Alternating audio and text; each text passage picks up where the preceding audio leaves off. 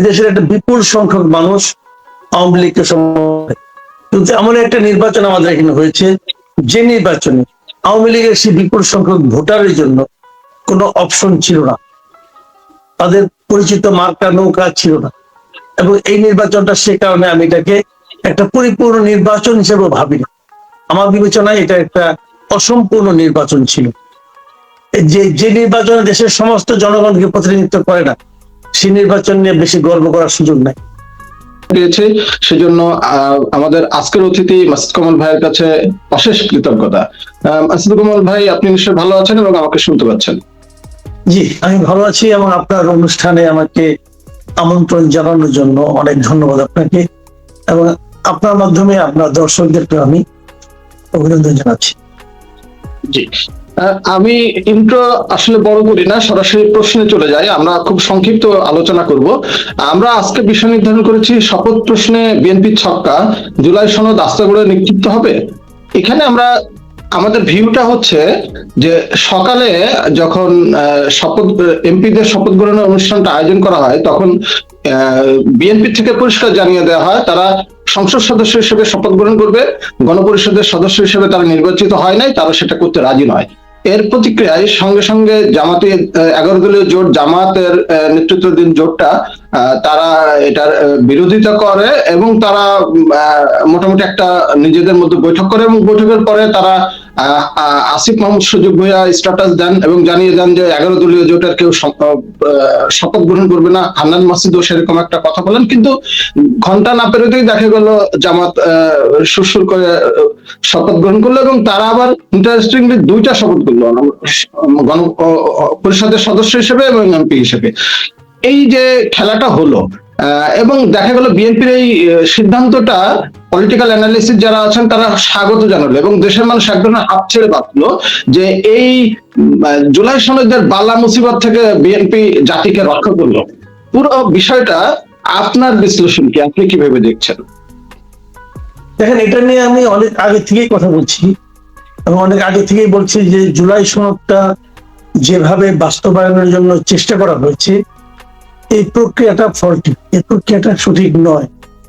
এবং এটা টোটালি জিনিসটা ছিল জনাব আলী রিয়াজ সাহেবের একটা জেদ এবং জেদটার বাস্তবায়ন প্রচেষ্টা। এটা টোটালি আলী রিয়াজ সাহেবের মানে উর্বর মস্তিষ্ক থেকে এই আইডিয়াটা আসছে।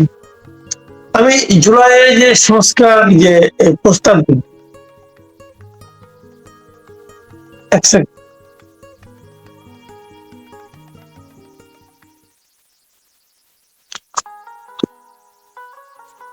জুলাই যে সংস্কার প্রস্তাবগুলো, সেটাকে আমি কিন্তু নেতিবাচক ভাবে দেখি না। অনেকগুলি সংস্কার প্রস্তাব এখানে আছে, ভালো ভালো প্রস্তাব আছে, কিছু প্রস্তাব আবার আমার কাছে বিতর্কিত মনে হয়েছে। তো এই প্রস্তাব উচিত ছিল কি তারা এই প্রস্তাবগুলি গ্রহণ করে এই জুলাই সনদ সবার সঙ্গে মিলে যেটা জুলাই সনদ করলো জাতীয় ঐক্যমুক্ত কমিশনের মাধ্যমে, সেটাও ঠিক আছে। সেটা গ্রহণ করে তারা সেটাকে পরবর্তী যে জাতীয় সংসদ গঠিত হবে জনগণের ভোটে, সেই সংসদে সেটা উপস্থাপন করবে, তাদের হাতে দিয়ে দিবে। তারা যতটুকু সম্ভব গ্রহণ করবে, যতটুকু সম্ভব বর্জন করবে, এবং সেটা নির্ধারিত হবে জাতীয় সংসদে সদস্যদের আলোচনায়, তখন সেটা বৈধতা পাবে। কারণ এই জাতীয় সংসদ কিন্তু জনগণের ভোটে, প্রত্যক্ষ ভোটে নির্বাচিত হয়েছে। এর অর্থ হলো এই জাতীয় সংসদের সদস্যগণ আসলে পুরো দেশে জনগণেরই প্রতিনিধি। সেই বিচারে সেটা হতো সবচেয়ে ভালো, কিন্তু ওনারা তা করলেন না। ওনারা এটাকে জাতীয় সংসদ শুরু হওয়ার আগেই এটাকে তারা পাশ করাবে, এটাকে তারা আইন। তো এটা তো লজিক্যাল না রে ভাই। যারা নির্বাচিত হয়ে আসছেন তারা সিদ্ধান্ত নেবেন তারা কিভাবে দেশ চালাবেন। এখন যারা নির্বাচিত হয়ে আসছেন, আপনি আবদার করতেছেন যে কিছু অনির্বাচিত ব্যক্তি, এবং তারা আবার পূর্ণাঙ্গ নাগরিক না, তারা অর্ধেক নাগরিক, তারা বিদেশ থেকে আমদানি কিন্তু বুদ্ধিজীবী, এবং তারা ওই মাপের বুদ্ধিজীবী কিনা তাও আমার সন্দেহ আছে। তারা যদি ওই মাপের বুদ্ধিজীবী হতেন তাহলে তারা এই ধরনের উদ্ভট একটা ব্যবস্থা করতেন না। তারা বিদেশ থেকে আসে, তারা বলে দিবেন যে দেশ নিয়ন্ত্রণ, তারা বলে দিবেন সরকার কি করতে পারবে আর কি করতে পারবে না। ভাই আপনি কে? আপনি তো বলার কে? আপনি তো গত 3 দশকের বেশি সময় ধরে দেশেই থাকেন না, তা আপনি কে? আপনি দেশ সম্পর্কে কি জানেন? ওই দূরের থেকে দেখে দেখে বুকিশ কথাবার্তা বলে তো লাভ নাই। এবং সেটাই হয়েছে। আর যেটা গণভোটের নামে তারা যেটা করেছে, এখানে তো ভোট জালিয়াতি হয়েছে। এত ভোট তো পরে নাই রে ভাই। এবং গণভোট তারা যেভাবে দেখাইছে, এটা নিয়েও আমার সন্দেহ আছে। এবং এই জালিয়াতিটুকু করবে বলেই তারা নির্বাচন কমিশনকে দিয়ে একাধিক অন্যায় কাজ করেছে। একটা অন্যায় কাজ করেছে যে তারা নির্বাচন কমিশন প্রথমে কিছুই বলে নাই। এই আলী রিয়াজ সাহেব সারা দেশে ঘুরে ঘুরে জেলা প্রশাসকদেরকে দিয়ে, প্রশাসনের লোককে দিয়ে ভোটের পক্ষে প্রচারণা চালাইছে। অনেক অর্থ ব্যয় করেছে এই ক্ষেত্রে, অর্থগুলো অপচয় হয়েছে। পরে এক পর্যায়ে এসে নির্বাচন কমিশন বলতেছে যে এই ধরনের প্রচারণা চালানো যাবে না, এটা দণ্ডনীয় অপরাধ। তারপরেও তারা থামে নাই, তারপরেও তারা এগুলি চালাই গেছে। এই একটা অন্যায় তারা করছে। আরেকটা অন্যায় করছে যে ভোট বাড়তি দেখানোর লক্ষ্যে তারা কত পার্সেন্ট ভোট কাস্ট হয়েছে এটা তারা পরের দিন জানাইছে। আমি জীবনে অনেক নির্বাচন দেখছি রে ভাই, ভোট কত পার্সেন্ট ভোট কাস্ট হলো এটা জানাতে ভোট শেষ হওয়ার 1 ঘন্টার বেশি লাগার কথা না। তারা লাগিয়েছে। কেন লাগিয়েছে? ওই গণভোটের হারাতে বেশি দেখানোর জন্য। পুরো জিনিসটাই একটা বোগান্তি। যা হোক, প্রথম দিনে বিএনপি তাদের অবস্থান ক্লিয়ার করেছে। আমি এতে ব্যক্তিগতভাবে হ্যাপি। এখন দেখা যাক সামনের সময়গুলিতে কি হয়।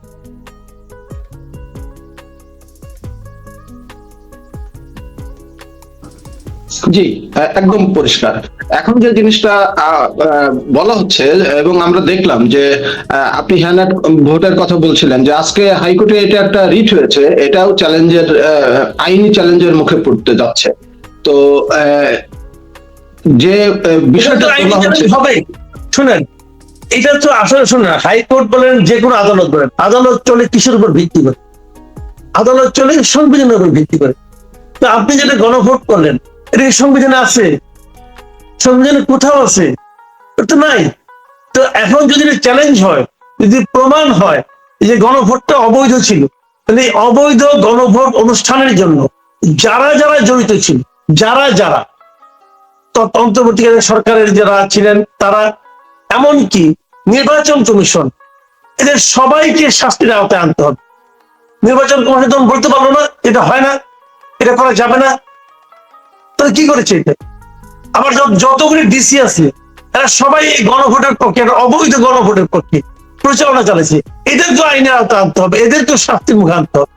কারণ এই আইনে আছে যে এই ধরনের প্রচারণা চালালে তার কমপক্ষে 1 বছরের জেল হবে এবং সর্বোচ্চ 5 বছরের জেল হবে। সব ডিসিতে 1 বছরের জেল হওয়া উচিত।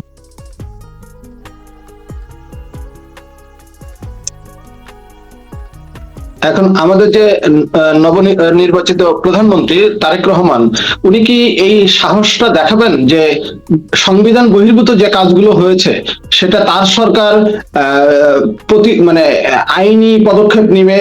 এই সাহস, ঔদার্য কি দেখানোর সম্ভাবনা আপনি দেখেন কিনা তারেক রহমানের যে ক্যাবিনেট? আমি জানি না সম্ভাবনা, কোনো সম্ভাবনা দেখি না এই কারণে উনি এই সমস্ত ক্ষেত্রে এই সমস্ত বিরোধী হয়তো জড়াতে চাইবেন না, হয়তো এই সমস্ত বিরোধী সরকারকে জড়াতে চাইবেন না।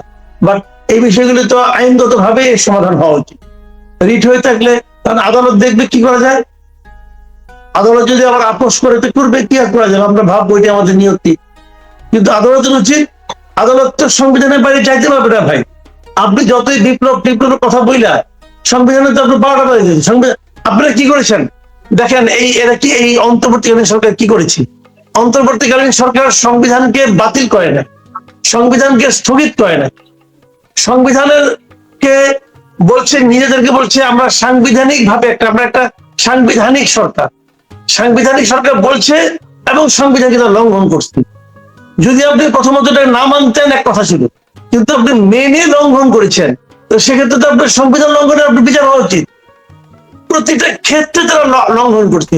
সরকার উপদেষ্টা দেখেন, সংবিধানের মধ্যে লেখা, আপনি তো সংবিধান চেঞ্জ করেন নাই, এই সংবিধানে লেখা সাংবিধানিক ভাবে প্রত্যেকটা অফিসের যেখানে বসবে কর্মকর্তারা, মন্ত্রীরা, তার পেছনে বঙ্গবন্ধুর ছবি থাকার কথা।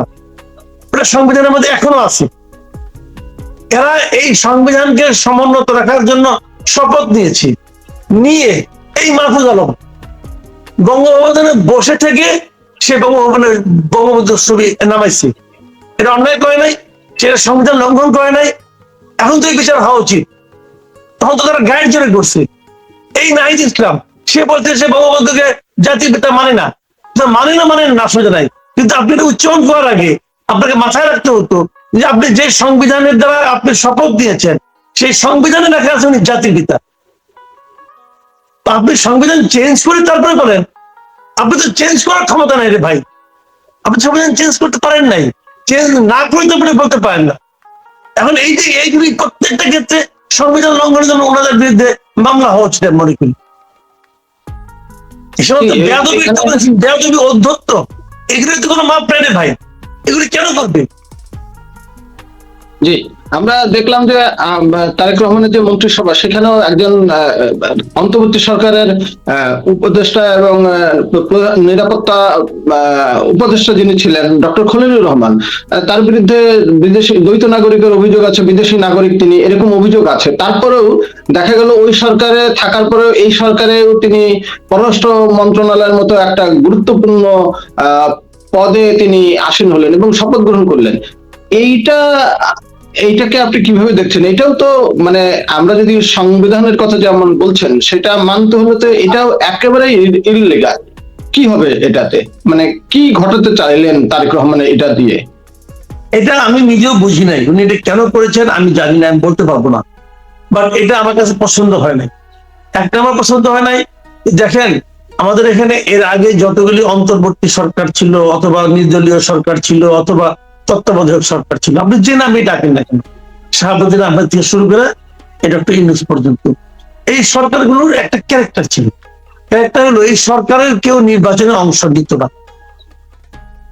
আরেকটা ক্যারেক্টার ছিল যে এই সরকারের যারা উপদেষ্টা হবেন তারা পরবর্তী সময়ে কোন সরকারের কোন দায়িত্বে, কোন রাজনৈতিক সরকারের দায়িত্বে থাকবেন না। এটা ছিল মোটামুটি ক্যারেক্টার, এবং এটা আমরা দিন দেখে আসছি। এই প্রথমবার এই কনভেনশনটা লঙ্ঘন করা হলো।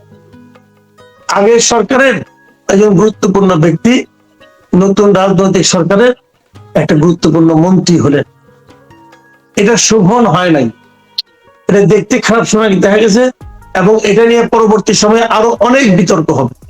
আমি বুঝতে পারলাম না তারেক রহমান সাহেবের মতো একজন সেন্সিবল লোক উনি কেন এই ক্রিটিসিজমটাকে ইনভাইট করলেন। দেশে কি খলিলুর রহমানের চেয়ে, খলিলুর রহমান ছাড়া আর কোন লোক নাই যিনি পররাষ্ট্র মন্ত্রণালয়ের দায়িত্ব নিতে পারেন? বিএনপি কি এত দারিদ্র্যে আক্রান্ত যে তার দলে একজন লোক নাই যে লোক নাকি পররাষ্ট্র মন্ত্রণালয়ের দায়িত্ব নেওয়ার যোগ্যতা রাখে? আমরা কি এরকম একটা দলকে ভোট দিয়ে ক্ষমতা পাঠিয়েছি যারা তাদের একটা মন্ত্রণালয়ের মন্ত্রী হওয়ার জন্য আগের সরকারের কাছ থেকে, আগের তত্ত্বাবধায়ক অন্তর্বর্তী জারি বলি আগে নির্দলীয় সরকারের কাছ থেকে একজন লোককে নিয়ে আসতে হবে তাকে, নাকি এটা কোনো ঋণ পরিশোধ? এটাও প্রশ্ন উঠবে। এটা কি কোনো ঋণ পরিশোধ করলো, অথবা এটা কি কোনো একটা শর্তের মধ্যে ছিল? যদি সেই শর্তটা থেকে থাকে, সেই শর্তটা তো এই সরকারের ইমেজকে ড্যামেজ করবে। এটা উনি কেন বুঝলেন না? এই খলিলুর রহমান সম্পর্কে এই বিএনপি সালাউদ্দিন আহমেদ সাহেব 2025 মে মাসে খুলনায় একটা জনসভায় বলছিল যে কোন আক্কেলে, ইউনূস সাহেবকে বলছিল যে কোন আক্কেলে এই লোককে আপনি এখনো রাখছেন এবং এই লোককে আপনি নিরাপত্তা উপদেষ্টা বানাইছেন, সেটা আমার দেশের সমস্ত খবর বিদেশে পাচার করে দিবে বলছে। এখন কেমন লাগে? এখন আপনারা কোন আক্কেলে তাকে বানাইলেন? এই জবাব দেন, শুনি আমরা। কোন আক্কেলে ডক্টর ইউনূস বানাইছিল এটা তো আপনি এই অনুসন্ধান করছেন, কারণ আপনারা কোন আক্কেলে বানাইলেন এটা তো আমাদের জনগণকে বোঝান, আমরা তো পাবলিক কিছু বুঝি না, একটু বোঝান আমাদেরকে। আমি চূড়ান্ত রকম হতাশ এই ঘটনা, এবং আমি মনে করি বিএনপি এই যে ব্লান্ডারটা করেছে এর জন্য বিএনপি কে পরবর্তী খুব দ্রুতই তাকে পে করতে হবে। এরই মধ্যে আমি দেখেছি যে বিরোধী দল যারা আছে, জামাতে ইসলামের যিনি আমির আছেন উনি এটা সমালোচনা করেছেন, ওই জোটের যিনি হুইপ হয়েছেন নাহিদ ইসলাম তিনি এটা সমালোচনা করেছেন, এবং নাহিদ ইসলাম তো বড় ইঙ্গিত দিচ্ছেন একটা। নাহিদ ইসলাম বলছেন যে এইটা তাকে নিয়োগ দেওয়ার মাধ্যমেই প্রমাণ হয়েছে যে নির্বাচনটা অবাধ হয়নি। এখন বুঝেন? জি, আমরা প্রায় শেষের দিকে চলে এসেছি। আপনি কি প্রত্যাশা করছেন, কেমন প্রত্যাশা করছেন যে আপনি যেমন বললেন যে তারেক রহমানের এই নিয়োগটা নিয়ে প্রথমে প্রশ্ন তোলা হচ্ছে এবং এটা অনেক মূল্য চুকাতে হতে পারে। তো আগামী 1 মাসের কোনো প্রেডিকশন কি আপনি দিতে পারেন, যে বা সম্ভাবনা বলতে পারেন যে যে ইন্ডিকেটর এই সরকার আমাদের প্রো গভর্নমেন্ট হবে, প্রো পিপল হবে, নাকি আসলে আরেকটা হজবরলা খিচুড়ি মার্কা সরকারে রূপান্তরিত হবে, এবং এই সরকার জামাতে ইসলামকে আসলে রাজনৈতিকভাবে মোকাবেলা করতে কতটা সক্ষম হবে, যেহেতু জামাতে ইসলামী ইতিমধ্যেই কিন্তু এক ধরনের হুঙ্কার দিয়েছে? এইটা আসলে এখনই মানে মাত্রই তো হলো, এত তাড়াতাড়ি হয়তো মন্তব্য করা যাবে না। তবে আমি মনে করি পার্সোনালি যে আগামী সংসদটা খুব ভাইব্রেন্ট হবে, সংসদটা খুবই আপনার প্রাণবন্ত হবে। সংসদের দুই পক্ষই যাবে, তারা কথা বলবে, একজন ভুল করবে একজন ধরিয়ে দেবে। এটাই তো সংসদের চেহারা হওয়া উচিত। কেউ ভুল করতেই পারে, সেই ভুল তারা সংশোধনের চেষ্টা করবে, এই প্রত্যাশা তো আমরা সবসময় করি। এখন এটা কিভাবে বাস্তবায়িত হবে, কে করবে, কিভাবে করবে, এটা আমরা দেখব। তবে এত তাড়াতাড়ি তো মানে মন্তব্য করা যাবে না, বা মন্তব্য করা উচিত না, মাত্র একদিন হলো। তো আমরা দেখি আগামী দিনগুলিতে। তবে আমি এটুকু বলতে পারি যে বিরোধী দল হিসেবে যাদেরকে আমরা পেয়েছি তারা খুবই শক্ত এবং লজিক্যাল বিরোধী দল হবে, এবং তারা যদি সক্রিয় থাকে, বিরোধী দল যদি শক্তভাবে নিজেদের অবস্থান ক্লিয়ার করে, তারা যদি জনগণের প্রশ্নগুলি তাদের মধ্যে উচ্চারিত হয়, তাহলে আমি মনে করি দেশের জন্য ভালোই হচ্ছে। জি, এই আপনার বলার সূত্র ধরে আমার ছোট্ট আরেকটা জিজ্ঞাসা চলে আসলো, সেটা হলো আমাদের স্বতন্ত্র এমপি নির্বাচিত হয়েছেন রুমিন ফারহানা। উনি একটা বলেছেন যে 30% মানুষের মানে ভোটারদের বাইরে এই সংসদ গঠিত হয়েছে, সেখানে ইঙ্গিত করেছেন যে আওয়ামী লীগের অনুপস্থিতি অনুভব করা যাবে। তো আপনি তার এই মন্তব্যটাকে মানে কিভাবে দেখছেন, ছোট করে? তার এই মন্তব্যটাকে আপনি উড়িয়ে দিতে পারবেন না। তার মন্তব্যের মধ্যে অবশ্যই বাস্তবতা আছে, এবং এটা সত্য। এদেশের একটা বিপুল সংখ্যক মানুষ আওয়ামী লীগকে সমর্থন, কিন্তু এমন একটা নির্বাচন আমাদের এখানে হয়েছে যে নির্বাচনে আওয়ামী লীগের সেই বিপুল সংখ্যক ভোটারের জন্য কোনো অপশন ছিল না, তাদের পরিচিত মার্কা নৌকা ছিল না। এবং এই নির্বাচনটা সে কারণে আমি এটাকে একটা পরিপূর্ণ নির্বাচন হিসেবে ভাবি না। আমার বিবেচনায় এটা একটা অসম্পূর্ণ নির্বাচন ছিল। যে নির্বাচনে দেশের সমস্ত জনগণকে প্রতিনিধিত্ব করে না, সেই নির্বাচন নিয়ে বেশি গর্ব করার সুযোগ নাই। আমাদের বিষয় নির্ধারণ করেছি তারেকের মন্ত্রিসভায় ডক্টর খলিল, নতুন বিতর্কের শুরু কিনা। আপনি জানেন যে তারেক রহমানের নেতৃত্বে গতকাল 50 সদস্যের একটা মন্ত্রী পরিষদ শপথ নিয়েছে, এবং আজ তারা প্রথম দিবসে তারা প্রত্যেক মন্ত্রী ইভেন প্রধানমন্ত্রী তারেক রহমান অনেকগুলো কর্মকাণ্ড অংশ নিয়েছেন, জাতির উদ্দেশ্যে ভাষণ দিয়েছেন। ওভারঅল হলো, এবং জাতির উদ্দেশ্যে দেওয়া প্রথম ভাষণে তারেক রহমানের ভাষণের পুরো মূল্যায়ন যদি আপনি করেন আপনার মতো করে। ধন্যবাদ হাসান সাহেব, ধন্যবাদ আপনাকে আবারও আমাকে আপনার অনুষ্ঠানে অংশগ্রহণ করার সুযোগ দেওয়ার জন্য। মন্ত্রী পরিষদের সম্বন্ধে যদি বলেন, আমি মনে করি বাংলাদেশে এই পর্যন্ত যতগুলো মন্ত্রী পরিষদ হয়েছে, তারেক রহমান সাহেব অত্যন্ত একটা সুন্দর, ক্লিন, বয়স্ক, প্রবীণ এবং নবীনদের নিয়ে একটা ভেরি গুড টিম সাজাতে পেরেছেন। এখানে প্রতিটা মন্ত্রী তাদের ব্যক্তিত্ব আছে, তাদের যোগ্যতা আছে, এবং তারা তাদের বিভিন্ন কাজে পারদর্শী, এবং সবচেয়ে বড় কথা হচ্ছে তারা বিএনপি প্রতি নিবেদিত। গত 15 বছরে তাদের অনেক ত্যাগ তিতিক্ষা আছে, তারা অনেক ত্যাগ করে আজকে অনেক কিছু সংগ্রামের বিনিময়ে অনেক ত্যাগ তিতিক্ষা, জেল জুলুম নির্যাতনের পরে তারা ক্ষমতায় আসছে, এবং তারা সবাই যোগ্য।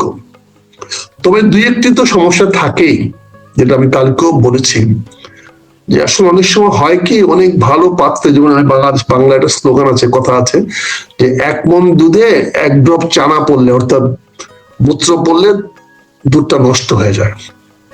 আমি জানি না তারেক রহমান সাহেবের মাননীয় প্রধানমন্ত্রী সাহেবের কি অব্লিগেশন ছিল বা কি অব্লিগেশন আছে এই ডক্টর খলিল সাহেবের মতো একজন মানুষকে, বিতর্কিত লোককে ওনার মন্ত্রী পরিষদ নেওয়ার জন্য? এটা তো প্রমাণ হয়ে গেছে যে he is a hired party, ভাড়া খাটা লোক।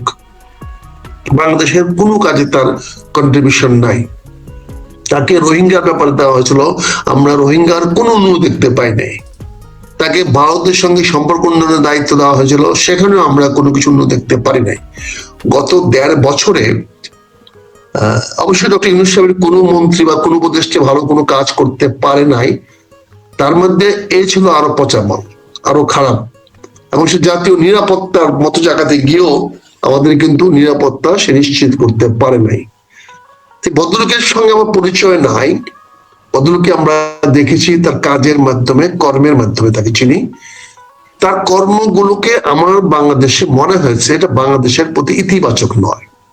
সে একটি কাজ দেখাতে পারবে না যেটা বাংলাদেশের মঙ্গলের জন্য, দেশ এবং জাতির জনগণের মঙ্গলের জন্য সে কাজটি করেছে। আমার মনে হয় যে একটা কথা বলেছিলেন তারেক রহমান সাহেব, বাংলাদেশে আসাটা ওনার নিজের একার উপরে নির্ভর করছে না। তাহলে কি আজকে তিনি প্রমাণ করে দিলেন যে সমস্ত লোকগুলার জন্য উনি ভয় ভীতে ছিলেন তার প্রতিনিধিত্ব করে এই ডক্টর খলিল রহমান? তাহলে দলের বাইরে জনগণের প্রতি মানে অগ্রহণযোগ্য এবং অন্তর্বর্তীকালীন সরকারে বিতর্কিত ভূমিকা রাখা একজন ব্যক্তিকে তিনি কেন পররাষ্ট্রমন্ত্রী বানালেন? তার মানে কি তার মাধ্যমে উনি উনার নিরাপত্তা নিশ্চিত করতে চাচ্ছেন? যদি তাই হয় তো আমার কিছু বলার নাই, কারণ আমাদেরকে বাঁচানোর জন্য আমরা অনেক আপোষ করতে পারি, আমরা করি, কারণ আমাকে সবার আগে তো বেঁচে থাকতে হবে। সে বেঁচে থাকার জন্য অনেক সময় আমাদেরকে অনেক বড় আপোষ করতে হয়, যেটা হয়তো অনেক মানুষ ভালো চোখে দেখে না, কিন্তু প্রতিটি মানুষের অগ্রাধিকার থাকে তার অস্তিত্ব, তার বেঁচে থাকা। এখানে আমি যদি কানেক্ট করি, উনি যেহেতু আগে বলেছিলেন উনি আসতে পারছেন না, এখন এই ভদ্রলোক আসলেন। এই ভদ্রলোক কিন্তু সরাসরি সারা বাংলাদেশের মানুষ জানে সে ভারত এবং আমেরিকার লবি মেনটেন করে, বাংলায় যাকে বলা হয় দালালি করে। আমেরিকা এবং ভারতের যেটা দৃশ্যমান একজন লোক, ভাড়া খাটা লোক, যে আমেরিকা এবং ভারতের বিভিন্ন স্বার্থ রক্ষা করার যার দায়িত্ব, যাকে বেতন দেওয়া হচ্ছে, যার সোর্স অফ ইনকাম হইল ওই দুইটি সরকারের ভাড়া খাটা, এমন একটি লোককে উনি নিয়ে এসছেন। তাহলে বোঝা যাচ্ছে এখানে জননেতা তারেক রহমান সাহেবের কোনো অব্লিগেশন রয়েছে, কোনো হয়তো সমস্যা ওনার আছে যার জন্য করেছে। কিন্তু দুর্ভাগ্য হলো কেউ সেটা পছন্দ করে নাই। এই যে আমরা কথাগুলো বলছি, এটা আমার তো বলার দরকার নাই, এটা ওনার হয়তো উনি উষ্মা হবেন, উনি আমার রাগান্বিত হবেন, ওনার দল আমার প্রতি রাগান্বিত হতে পারে। উনি 49 জন সদস্য যারা আছেন, বাকি 48 জন তো সবাই ভালো যোগ্য ব্যক্তি, তাদের দুনিয়ায় কোনো বিতর্ক না। উনি বিতর্কিত কাউকে নিয়ে আসেন নাই, এটা তো মানুষ ওনাকে সাবাসী দিচ্ছে। তারেক রহমান সাহেব করেছে, অতীতে কোন প্রধানমন্ত্রী এইভাবে তৎপর ছিল না। অতীতের কোন প্রধানমন্ত্রী শপথ নেওয়ার পরের দিনেই সচিবালয়ে ঢুকে নাই, সচিবদের সঙ্গে কথা বলে নাই, উনি ওনার মাইন্ড বা মন প্রকাশ করে নাই, জনগণের সামনে প্রকাশ করে নাই। কিন্তু তারেক রহমান সাহেব প্রকাশ করেছেন, উনি সচিবদেরকে বলেছেন, উনি প্রায়োরিটি দিয়েছেন এবং অত্যন্ত জরুরি প্রায়োরিটি 3টি দিয়েছেন। একটি হলো আইন শৃঙ্খলা উন্নতি করা, এটি বাংলাদেশের অন্যতম একটা প্রায়োরিটি। সবাই চায়, আমরা নিরাপত্তা চাই, তো উনি সেটা দিয়েছেন। তার মানে উনি জনগণের নাক বোঝেন, ভাষা বোঝেন। দ্বিতীয়ত তিনি বলেছেন বাংলাদেশের দ্রব্য মূল্য নিয়ন্ত্রণে আনতে হবে। এটা প্রতিটি মানুষের কনসার্ন। প্রতিটি মানুষ সাফার করে এই দ্রব্য মূল্যের জন্য। উনি পরিষ্কার বলে দিয়েছেন যে আজকে উনি যে বক্তব্য দিয়েছেন, আমি বক্তব্য অ্যাপ্রিসিয়েট করি এই জন্য। আবার অনেকে বলবে অ্যাপ্রিসিয়েট করলে কি আবার বিএনপিতে আসতে চাচ্ছে নাকি? আল্লাহ মাফ করো, বিএনপিতে যাওয়ার আর খায়েশ নাই। কিন্তু বলছি যে উনি বলেছেন যে কিছু মানুষ রোজার মাস আসলে অতি মুনাফা করতে চায়, এই বিষয়টি ওনার নজরে আছে। তো উনি তাদেরকে বিনীতভাবে বলেছেন আপনারা এই 1 মাস মুনাফা করবেন না। এবং এখানে যদি উনি 3টা গ্রুপকে নিয়ন্ত্রণ করেন, বাংলাদেশের দ্রব্যমূল্য ড্রাস্টিক্যালি আগামীকাল থেকে মাটি নেমে আসবে। একটা প্রাণ গ্রুপ, একটা ম্যাগনা গ্রুপ, আর একটা স্কয়ার গ্রুপ, আর বসুন্ধরা গ্রুপ এখন আছে। এবং এই 4-5টা ব্যবসা এখন তো আর অ্যাসালম নাই, কিন্তু অন্যান্য যারা আছেন তীর গ্রুপ, এরা যদি অতি মুনাফা না করে 1 মাসে, তাহলে দ্রব্য মূল্য রোজার মধ্যে কোনটাই বাড়বে না। পর্যাপ্ত সরবরাহ আছে, কোনো কিছুর অভাব নাই। কিন্তু এই সিন্ডিকেট যদি না করে, আমি তারেক রহমান সাহেবকে ধন্যবাদ দিব, মাননীয় প্রধানমন্ত্রী ধন্যবাদ দিব, উনি অত্যন্ত বিনয়ের সঙ্গে বলছেন আপনারা মুনাফা করবেন না। এই বিনয়টাকে যেন ওনার দুর্বলতা মনে না করে ব্যবসায়ীরা যেন ওনাকে দুর্বলতা না মনে করেন। এবং এইটা যেন কালকে থেকে বা এই মুহূর্ত থেকে দ্রব্য মূল্য নিয়ন্ত্রিত না হলে তারেক রহমান সাহেব যেন এই হাউসগুলোকে কোন রকম সুযোগ সুবিধা না দেয়, তাদের সঙ্গে কোনো আপোষ না করে, এটাই জনগণ প্রত্যাশা করবে। তিনি ঢাকা ট্রাফিক কন্ট্রোলের ব্যাপারে বলেছেন ওনার বক্তব্যতে। তার মানে উনি প্রবলেম আইডেন্টিফাই করার একজন পারদর্শী ব্যক্তি। উনি পারদর্শী, উনি বলেছেন ঢাকাকে উনি চেনেন। এবং ঢাকা ট্রাফিক কন্ট্রোল একটা এমন অবস্থা হয়েছে যে মানুষ এখন ঘর থেকে বেরোতে পারছে না। উনি অল্টারনেটিভ বলেছেন, আইটির কথা বলেছেন, এআই এর কথা বলেছেন। কিন্তু ঢাকার ফুটপাথ গুলাকে যদি ফ্রি না করা যায়, ঢাকার ট্রাফিক পুলিশকে যদি দুর্নীতি মুক্ত না করা যায়, যদি ঢাকা যারা পুলিশ ট্রাফিক যারা করেন, এখন তো ডিজিটাল ফাইনিং মেশিন চলে আসছে, এখন তো সরাসরি কারোর সামনে বলতে হয় না, ডিজিটাল ক্যামেরা দিয়েই এআই দিয়েই ফাইন করতে পারে। এইটা যদি এফেক্টিভ করে ফেলে এই 3 দিন 4 দিনের মধ্যে, আমার মনে হয় ঢাকার যানজট বিপুল অংশে কমে যাবে। তিনি আরেকটি কথা বলেছেন, আরেকটি প্রায়োরিটি দিয়েছেন, সেটা হচ্ছে বিদ্যুৎ সরবরাহ, যে একদম সিমলেস, মানে কোন রকম নিরবিচ্ছিন্ন বিদ্যুৎ সরবরাহ নিশ্চিত করার জন্য। খুবই চ্যালেঞ্জিং, কারণ যেহেতু আমাদের ডিজেল বেসড, ফসিল বেসড বিদ্যুৎ আমাদের দেশে বেশি এবং এগুলো আমদানি করতে হয়, এখানে নিরবিচ্ছিন্ন বিদ্যুৎ দেওয়া একটা কঠিন কাজ এবং ব্যয়বহুল কাজ, বিশাল অর্থের প্রয়োজন পড়বে। আমি জানি না সেই পরিমাণ অর্থ অন্তর্বর্তীকালীন সরকার রেখে গেছে কিনা, তবে আমি ওনার সফলতা কামনা করি। আমি কামনা করি যে উনি নিরবিচ্ছিন্ন বিদ্যুৎ ওনাকে দেখ, শুধু রোজার মাসে না, 1 মাসে না, যতদিন ক্ষমতায় থাকবেন তিনি ততদিন যেন নিরবিচ্ছিন্ন বিদ্যুৎ দিতে পারে, যাতে ওনার ক্ষমতায় থাকাটাও নিরবিচ্ছিন্নভাবে দীর্ঘায়িত হয়। আমি সেই কামনা করব। আরেকটি কথা বলতে চাই, উনি মাদকের কথা বলেছেন, উনি জোয়ার কথা বলেছেন। এখানে কিন্তু আগে নিজের ঘর সামলাতে হবে। আমি বিনয়ের সঙ্গে ঝুঁকি নিয়ে বলছি, এই যে মাদক এবং জোয়া, এইগুলার গডফাদার দুর্ভাগ্যজনক হলেও ক্ষমতাসীন সরকারের অধীনে। ক্ষমতাসীন সরকাররা স্পন্সর করলেই মাদক ব্যবসা বৃদ্ধি পায়। ক্ষমতাসীন সরকারই যদি সুযোগ দেয় তাহলে জোয়া বৃদ্ধি পায়। এটা কিন্তু আগে নিজের ঘর সামলাতে হবে। এখানে উনি সত্যি বলেছেন যে মাদক এবং জোয়া আমাদের দেশে একটা বিশাল সমস্যা এবং উনি আইডেন্টিফাই করেছেন। এবং এইটার জন্য উনাকে সবার আগে আমি বিনয়ের সঙ্গে বলবো, উনি একজন যোগ্যতম স্বরাষ্ট্রমন্ত্রী নিয়োগ দিয়েছেন। আশা করবি পুলিশের মধ্যে যারা আছেন তারাই তো এর বাইরে করতে আনবেন, তাদেরকে দিয়ে কাজ করাতে হবে। শুধু তাদেরকে বলে দিতে হবে যে পুলিশের হোম মিনিস্টারের হোম থাকবে না।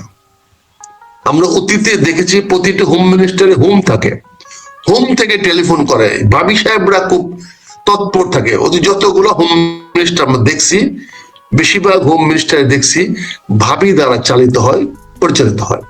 তা আমরা আমাদের স্বরাষ্ট্রমন্ত্রী ঘর সামলাবেন, তার ঘরের বিবি সাহেবকে বলবেন যে পুলিশের উপর যেন কোনো খবরদারি না করে, পুলিশের পোস্টিং, তার প্রমোশন, এই বিষয়টি যেন ওনার দেখার দরকার নাই।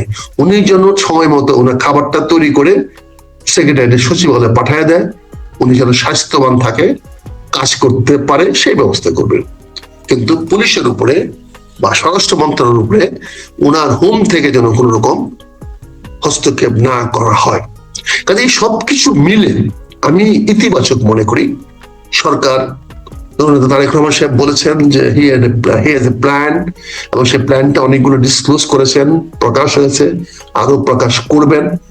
আমরা আশা করি এই সরকারের প্রতি ইতিবাচক দৃষ্টিতে তাকিয়ে আছি, কিন্তু আমরা দুইটি কারণে সরকারের প্রতি আশাহত হয়েছি। আমি বলছি এই জন্য, আমি জামাত ইসলামের কর্মী হিসেবে আশাহত হয়েছি। আজকের এই সরকার, আজকের নির্বাচন সংবিধান মোতাবেক হওয়ার কথা নয়। কারণ 2024 সনে একটা নির্বাচন হয়েছে, সেই নির্বাচন অনুযায়ী পরবর্তী নির্বাচন হওয়ার কথা 2029 সনে। কাজে এই বর্তমান নির্বাচন বা সরকার সাংবিধানিক নয়, সংবিধান অনুযায়ী হয় নাই। এটা হয়েছে জুলাই বিপ্লবের ফসল হিসাবে, এটা জুলাইয়ের সনদ হিসাবে।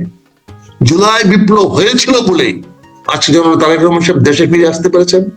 জুলাই সনদ হয়েছিল বলেই উনার দাবির পরিপ্রেক্ষিতে, কারণ নির্বাচনের সবচেয়ে বড় সোচ্চার দাবি ছিল একমাত্র BNP from the day one থেকে বলে আসতেছে নির্বাচন দিতে হবে। আরেকজন বলেছিলেন যে 18 মাসের মধ্যে অবশ্যই সরকার পরিবর্তন হতে হবে, সেটা সেনা প্রধান বলেছিলেন। 18 মাসের মধ্যে নির্বাচন হয়ে অন্তর্বর্তী সরকার ক্ষমতা হস্তান্তর করবে, এটা ওনার প্রত্যাশা ছিল, ওনার সেই প্রত্যাশা পূরণ হয়েছে। কিন্তু এখন সংবিধানের দোহাই দিয়ে জুলাই সনদকে অস্বীকার করার চেষ্টা করছে। এটা কিন্তু চরম বিশ্বাসঘাতকতা হবে জুলাই শহীদদের প্রতি, এটা চরম বিশ্বাস ভঙ্গতা হবে যারা সনদে দস্তখত করেছেন তাদের। তারা তো সনদে দস্তখত করেছেন, দস্তখত করেই তাদের কথা মতে একদিনে গণভোটটা হয়েছে। গণভোট হয়েছে মানে হলো ওনারা যে কি বলে জুলাই সনদে যা দস্তখত করেছেন, যে ঐক্যমত হয়েছেন, সে সকল ঐক্যমতের সবগুলো বিষয় বাস্তবায়িত হবে এবং যত দ্রুত সম্ভব বাস্তবায়িত হবে। এবং সেখানে বলা আছে যে 6 মাসের মধ্যে এই সংসদ তাদের অন্য দায়িত্বের পাশাপাশি সংবিধান রচনা করার জন্য কনস্টিটিউশন অ্যাসেম্বলি হিসাবে কাজ করবে। এটা আলাদা করে বলার দরকার নাই, সংবিধান সেটা পরিষ্কার লেখা আছে। সংবিধান যে কোনো সময় পরিবর্তন করা যায়, এটা সংসদ সদস্যরা করতে পারেন। তারপরেও জুলাই সনদে পরিষ্কার করে বলে দেওয়া হয়েছে তারা 6 মাসের মধ্যে করবেন। কাজে আমি মনে করি ওনারা জাতিকে, ওনাদের 2/3 মেজরিটি আছে, জনগণ ওনাকে ভোট দিয়েছে, কিন্তু ভোটটা তো ওনারা দাবি করে সাংবিধানিক ভাবে, কিন্তু সাংবিধানিক ভাবে ভোটটা হওয়ার কথা নয়। এই ভোটটা গণভোট হওয়ার জন্যই, এই যে ভোটটা বৈধতা দিয়েছে গণভোটের মাধ্যমে। উনি যে আজকে প্রধানমন্ত্রী হয়েছেন তার বৈধতা পেয়েছেন এই গণভোটের মাধ্যমে। ইনি যে আজকে সরকার গঠন করেছেন, উনি যে আজকে সংসদে গিয়ে শপথ গ্রহণ করেছেন, এইটা সম্ভব হয়েছে এই গণভোটের কারণে। কারণ গণভোটে বৈধতা দিয়েছে, কিন্তু ওনার সরকার গঠন করা, সংসদস্য হওয়া, গ্যাজেট হওয়া, ইসির কাছে শপথ নেওয়া, এগুলো কোনটাই সাংবিধানিক না। কারণ এখনো সময় হয় না, সংবিধান পরবর্তী নির্বাচন 2029 সনে হওয়ার কথা। এর আগে যে নির্বাচনটা হচ্ছে বা হয়েছে এটা সাংবিধানিক না, এটা হলো ওই গণভোটের ফসল। এই জন্য গণভোটটা একদিনে নিয়েছেন, তার মানে গণভোটটা যেহেতু হয়েছে, তার মানে বাকিগুলো বৈধ হয়ে গেছে। এখন আপনাকে যতই মনে কষ্ট নেন, আপনাকে গণভোটের রায় মানতে হবে, এটা মানানো হবে। যারা রক্তপাত চান, যদি আবার দমন পীড়ন দিয়ে আবার অপারেশন ক্লিন হার্ট চালাতে চান, আমরা প্রস্তুত, বাংলাদেশের জনগণ প্রস্তুত, আজকের যুব সমাজ, ছাত্র সমাজ, জেনজেরা প্রস্তুত। আপনি যদি মনে করেন নির্বাচনে 2/3 মেজরিটি পেয়ে সংবিধান অনুযায়ী আপনি নির্বাচিত হয়েছেন, সংবিধান অনুযায়ী প্রধানমন্ত্রী হয়েছেন, সংবিধান সরকার গঠন করেছেন, তাহলে বলবো আপনি বোকার স্বর্গে বাস করছেন, আপনি নিজেকে ধোঁকা দেওয়ার চেষ্টা করছেন, আপনি জনগণের সামনে নিজেকে অন্যভাবে প্রকাশ করছেন। আর যদি বলেন চোখ রাঙ্গায় বলেন যে না আপনি সংবিধান মোতাবেক যাবেন, তাহলে বিনয়ের সঙ্গে বলতে পারি সংঘাত অনিবার্য। হার জিত কার হবে জানি না, কে হারবে কে জিতবে জানি না, তবে সংঘর্ষ অনিবার্য। আল্লাহর হস্তে দয়া করে দেশটাকে সংঘাতের দিকে নিয়ে যাবেন না। আপনার বক্তব্যগুলো আছে খুব সুন্দর ছিল, আপনি আহ্বান জানিয়েছেন আলোচনার মাধ্যমে সকল সমাধান করবেন। আপনি এটা দস্তখত করার আগে আপনি সর্বদলীয় একটা সভা ডাকতেন, সবাইকে নিয়ে বসতেন,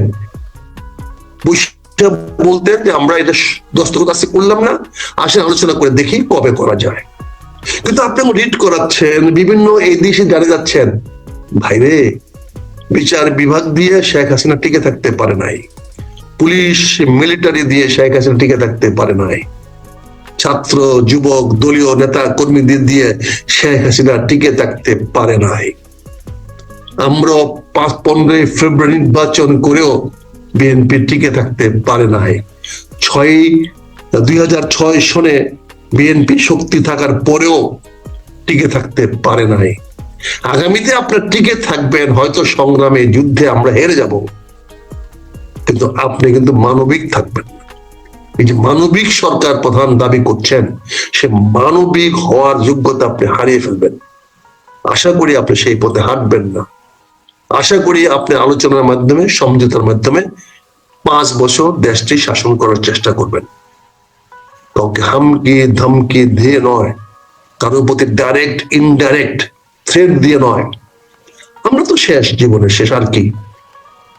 কিন্তু তারপরে আমি বিনয়ের সঙ্গে বলবো, এত সুন্দর স্টার্টটা আপনি নষ্ট করে দিয়েন না, ধ্বংস করে দিয়েন না। আমি এখনো বিনয়ের সঙ্গে বলবো, আপনি যদি যেহেতু দস্তখত করেন নাই, ক্ষমতা দায়িত্ব নিয়েছেন, এখন থেকে কাঁচা মরিচের দাম বাড়লে দায় আপনার, ইউনূস সাহেবের না। এখন থেকে বিমানের এমডি কে চাকরি থেকে স্যাক করছেন, তার অ্যাকশন নেন নাই কেন? সে কি করে বিমানের এমডি হলো?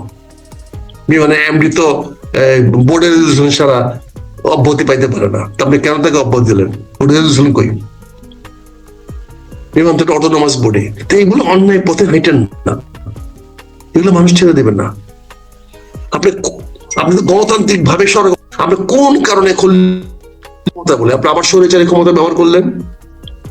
আপনি ব্যক্তিগত ক্ষমতা ব্যবহার করে খলিলকে আপনি পররাষ্ট্রমন্ত্রী বানিয়েছেন। এই ক্ষমতা আপনি কোথায় পেলেন? আপনি বলছেন স্বৈরাচার হবেন না, স্বৈরাচারের মধ্যে আমরা হাঁটবো না। তাহলে আপনি খলিলকে কেন, কি কারণে, কোন যুক্তিতে, কোন যোগ্যতায় তাকে পররাষ্ট্রমন্ত্রী বানালেন? কোন যোগ্যতা বানালেন? কি কারণে বানালেন? কে ম্যান্ডেট দিয়েছে আপনাকে? কে ক্ষমতা আপনাকে দিয়েছে? আমি প্রশ্ন করছি মাননীয় প্রধানমন্ত্রী আপনাকে। তার জন্য আমার জেল ফাঁসি তা দিয়েন। কিন্তু আমি আপনাকে বিনয়ের সঙ্গে প্রশ্ন করছি, খলিলকে টেকনোক্রেট বলেন, যে কেটে বলেন, আপনি তাকে মন্ত্রী বানানোর এখতিয়ার, ম্যান্ডেট কোথায় পেলেন? এই জিনিসগুলো তো বুঝতে হবে। আপনি মন্ত্রী পরিষদ এক্সটেন্ড করতে হলে আপনার ইচ্ছা মতো হবে না, মন্ত্রী পরিষদের সভা দিয়ে হবে। আপনি প্রথম মন্ত্রী সভা গঠন করার দায়িত্ব আপনাকে দেওয়া হয়েছে, কিন্তু সেটা তো স্ট্যান্ডিং কমিটি আলোচনা করে করা উচিত ছিল। আমাদের জাতীয়তাবাদী দলের স্ট্যান্ডিং কমিটি বসে মিটিং করে এই মন্ত্রী পরিষদ সিলেক্ট করার দরকার ছিল, তাহলে সেটা গণতান্ত্রিক হতো। তাহলে গণতন্ত্রের প্রতি আপনার মূল্যবোধের প্রমাণ পাওয়া যেত। কিন্তু এখানেও তো আপনি ব্যক্তি ইচ্ছা প্রয়োগ করলেন। তারপরে 25 জন মন্ত্রীর অধীনে 24 জন প্রতিমন্ত্রী দিলেন। চিন্তা করে দেন তো, মেজর হাফিজ কত সিনিয়র, মাইল সিনিয়র, তাকে ছোট্ট একটা মন্ত্রণালয়ের মন্ত্রী বানাচ্ছেন, মুক্তিযোদ্ধা বিষয়ক মন্ত্রী, যা 3টা চেয়ারও নাই, 2টা টেবিলও নাই। তার সঙ্গে আবার দিচ্ছেন একটা সাদেক হোসেন খোকার ছেলে একটা বিশিষ্ট মুক্তিযোদ্ধার ছেলেকে তার কেউ প্রতিমন্ত্রী করে, এরা দুজনে করবেটা কি? দুজনে কি কাজ আছে ওখানে? মেজর হাফিজের কি কাজ আছে আর ইসরাকের কি কাজ আছে? মেজর হাফিজের মতো একজন বয়োজ্যেষ্ঠ নেতাকে আপনি ওই জায়গায় নিয়ে গেলেন যেখানে তার জুনিয়ররা ওই মন্ত্রী ছিল, ক্যাপ্টেন তাজ ছিল, ওই রেদওয়ান ছিল, তারপরে ওই মেজর কামরুল ছিল, যা মেজর হাফিজের চেয়ে অনেক অনেক জুনিয়র। আর মেজর হাফিজ একজন বীর বিক্রম, তাকে নিয়ে আপনি মুক্তিযোদ্ধা বিষয়ক মন্ত্রী বানিয়ে দিলেন, যেখানে সব মিলে কি আছে? এটা তো করতে পারেন না মাননীয় প্রধানমন্ত্রী। হয়তো আপনার সামনে সবাই বলবে না, কিন্তু আমি একদম বোকা আছি, আমি আপনার যে কোনো জিনিস ভালোটাকে ভালো বলবো, খারাপটা খারাপ বলবো। এটা করতে পারেন না। এই মন্ত্রণালয় দুজন মন্ত্রী দিতে পারেন না আপনি, কিন্তু ইরেশনাল, অযৌক্তিক। এতে আপনার উইজডমের কথা বলা যায় না, এতে ভিন্ডিকটিভ মনে হয়। আপনি কাউকে ইনসাল্ট করার জন্য, কাউকে হিউমিলেট করার জন্য আপনি করেছেন, দুজনকে হিউমিলেট করলেন। এটাই প্রমাণ হয়, এটাই মানুষ বলবে। হয়তো আমার মুখ দিয়ে বলছি বলে আমার ক্ষতি হবে, কিন্তু মানুষ এটাই বলবে আপনি হিউমিলেশন করা ঠিক হয় নাই। আপনি এমন অনেক মন্ত্রী, অনেক মন্ত্রী বানিয়েছেন সবার যোগ্য, কিন্তু অনেক মন্ত্রণালয় দিয়েছেন, সেই মন্ত্রণালয়ের ভার নেওয়ার মতো ক্ষমতা তাদের আছে কিনা একটু দিয়ে দেখেন, চেক করে দেখেন। জি, আপনাকে একটু থামাই। কাজে আমি এই জন্য বলছি হাসান ভাই, অনেক কথা বললাম, তারপরে আমি বলছি এই মন্ত্রী পরিষদে পালন দেখতে চাই। মাননীয় প্রধানমন্ত্রীকে অনুরোধ করব, আপনি রিভিউ করেন, রিভাইজ করেন। প্রাইম মিনিস্টার মিস্টেক করে না, এই মানসিকতা বেরিয়ে আসতে হবে। প্রাইম মিনিস্টার মানুষ, প্রধানমন্ত্রী মানুষ, ওনারও ভুল হতে পারে, এই বিষয়টা মনে রাখতে হবে। প্রধানমন্ত্রী ডাজন্ট মেক মিস্টেক, এই ধরনের চিন্তা চেতনা থাকা রাষ্ট্রের জন্য ভালো হয় না। অতীতে যে সমস্ত প্রধানমন্ত্রী মনে করেছেন তারা সকল ভুলের ঊর্ধ্বে, তারা কিন্তু সম্মান নিয়ে যেতে পারে নাই। এমনকি ডক্টর ইউনূস ১.৫ বছরেও সম্মান নিয়ে যেতে পারে নাই, তাকে একটা কাপ চা খাওয়ায় কেউ বিদায় দেয় নাই। উনি একটা অসহায় লোকের মতো ব্যাগ ঠেলে বেরিয়ে আসছেন। আমরা এরকম প্রধানমন্ত্রীর প্রস্থান চাই না, আমরা একটা গ্লোরিয়াস প্রধানমন্ত্রীর প্রস্থান চাই। প্রবেশ তো গ্লোরিয়াস হবে, প্রবেশের জন্য সবাই থাকে, কিন্তু প্রস্থানটাও যেন গ্লোরিয়াস হয়। আমরা অনেক দেশে দেখি হয়। প্লিজ, আমি এইটুকু বললাম, এখন যারা কিছু বলার থাকে জিজ্ঞাসা করলে বলেন। জি, আপনাকে ধন্যবাদ। আমরা পরবর্তী বিষয়ে আপনাকে মনোযোগ আকর্ষণ করতে চাই, সেটা হচ্ছে যে আমরা দেখলাম যে বিএনপি শুধুমাত্র সংসদ সদস্য হিসেবে শপথ গ্রহণ করেছে, কিন্তু জামাতে ইসলামী বাংলাদেশে যারা নির্বাচিত সংসদ সদস্য হয়েছেন তারা দুটা শপথ গ্রহণ করেছেন, গণপরিষদের সদস্য এবং এমপি। তো এই যে বিএনপি এমপিরা যেমন শপথ নিলেন একটা, জামাত ইসলাম নিলেন দুটা, এবং ছাত্র উপদেষ্টা মানে এনসিপি নির্বাচিত এমপিরাও দুটো শপথ গ্রহণ করেছেন, যদিও স্বতন্ত্র প্রার্থী রুমিন ফারহানা একটা শপথ নিয়েছেন। এই যে দুরকম শপথ বাক্য পাঠ করলেন দুই মেরুর নির্বাচিত নেতারা, এটা সামনে কি ধরনের জটিলতা তৈরি করতে পারে? এটা তো আপনাকে আমি প্রথমে বললাম, যারা ওই দুইটা দস্তখত করে নাই তারা জুলাই সনদের প্রতি বিশ্বাসঘাতকতা করেছে, তারা জুলাই সনদকে অপমান করেছে, তারা জুলাই শহীদদেরকে অপমান করেছে। এটার সব মূল্য তো সঙ্গে সঙ্গে হয় না। এটা নিয়ে হয়তো রাজপথে উত্তপ্ত হবে, হয়তো এই মাসটা রোজা, হয়তো অনেক কারণে সবাই চুপ থাকতে পারে, অবস্থা চুপ, যেমন সবাই ইফতার পার্টি নিয়ে ব্যস্ত হবে, কাল থেকে সবাই ইফতার নিয়ে ব্যস্ত হবে। হয়তো স্কুল কলেজ ইউনিভার্সিটি বন্ধ হয়ে গেছে, সবাই ঘরে চলে যাচ্ছে, হয়তো ১ মাসে এর কোনো উত্তাপ দেখবো না। কিন্তু আপনি গণভোটের রায়কে অস্বীকার করতে পারেন না। এই গণভোটের রায়ে লেখা ছিল আপনি ২টি ভোট হয়েছে এবং ২টি ভোটের জন্য আপনি শপথ নেবেন। এটা সংবিধান অনুযায়ী শপথ নেওয়ার কথা না, এটা গণভোটে ওই যে জুলাই সনদের এবং জাতীয় ঐক্যমতের ভিত্তিতে আপনার করার কথা, এবং জাতীয় ঐক্যমতের ভিত্তিতে ওখানে একটা ফর্মও বানিয়ে দেওয়া হয়েছে যে ফর্মটাতে আপনারা শপথ নেওয়ার কথা, সংবিধানের ফর্মে শপথ নেওয়ার কথা নয়, এটাও আপনার করে দেওয়া হয়েছে। আনফর্চুনেটলি আমাদের অনেক নেতারাই, সব দলের নেতারাই দস্তখত করেছেন ঘটা করে, বৃষ্টিতে ভিজে ছাতির নিচে তারা দক্ষিণ প্লাজায় সংসদ ভবনের দস্তখত করেছেন। কিন্তু এখন বিএনপির তরফে তো বলা হয়েছিল যে নোট অফ ডিসেন্টের অবস্থা রেখেই তারা সই করেছে, মানে তারা যে তারা নোট অফ ডিসেন্টে দিয়েও তো তারা বলছে গণভোটটা একসঙ্গে হইতে পারে, এটা নোট অফ ডিসেন্ট ছিল, গণভোটটা একসঙ্গে হইতে পারে, তার নোট অফ ডিসেন্টের কারণে তো গণভোটটা একসঙ্গে হইলো। সে তো গণভোটকে অস্বীকার করেছে, বলছে গণভোট হলে একসঙ্গে হইতে হবে এবং হইতে পারে, এবং সেই জন্য গণভোট একসঙ্গে হয়েছে। এইগুলো করে তো শুনে, এগুলো করে তো পার পাওয়া যায় না, এগুলা সাময়িক ভাবে বিজয়ী হয়ে জানেন। 18 বছর পরে আপনি ক্ষমতায় আসছেন, 18 বছর আসে আপনি ভুলে গেলে 18 বছরের দুঃখ কষ্ট বেদনা, ভুলে গেলেন যে আপনাকে সরানো যাবে না, হয়তো 18 বছর 22 বছর লাগতে পারে, কিন্তু প্রথমে ধরে নেন কেন? অতীতটাকে ভুলে যান কেন? অতীতের প্রতি দৃষ্টি রাখেন না কেন? আপনি গুম খুন হত্যা রাহাজানি করে গেছে, এই জন্য শেখ হাসিনাকে 18 বছর লাগছে ভয় পাইতে। আপনিও কি আজ থেকে গুম খুন হত্যা শুরু করতে চান? আমরা তো এখন পর্যন্ত আশা করতেছি যে আপনি গুম খুন হত্যা রাহাজানি মব জাস্টিস করবেন না, এই জন্য সাহস করে কথা বলতেছি। কিন্তু কালকে যখন আমি গুম হয়ে যাব, খুন হয়ে যাব বা মব জাস্টিস শিকার হয়ে যাব, তখন তো আপনি আর মানবিক সরকার থাকবেন না, আপনিও তো স্বেচ্ছাচারী স্বৈরাচার ট্যাগ হয়ে যাবে, আপনিও তো ফ্যাসিস্টের ট্যাগ লেগে যাবে। কেন এই পথে হাঁটেন? আপনি কি কারণে এই কন্ট্রোভার্সিটা তৈরি করলেন, বিতর্কটা তৈরি করলেন? তাতে লাভটা কার হবে, বেনিফিটটা কার হবে? আপনি সংবিধান সংশোধন করার জন্য আপনি 2/3 মেজরিটি আপনি নিজেরই আছে, কারো সহযোগিতা করার দরকার নাই। আপনাকে সংসদে কেউ কোনো কাজে চ্যালেঞ্জ দিতে পারবে না। বর্তমানে বিরোধী দল বিএনপি কে সংসদে কোনো প্রকার চ্যালেঞ্জ তৈরি করতে পারবে না, তারা যেইভাবে খুশি তারা সংসদ চালাতে পারবে, সংসদে তারা যা খুশি তা করতে পারবে।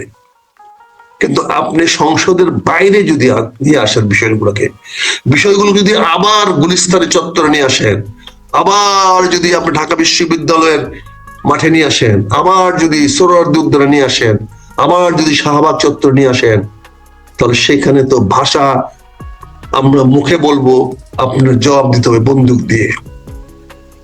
আর কি পারবেন? আবার বন্দুকের গুলি চালাতে পারবেন?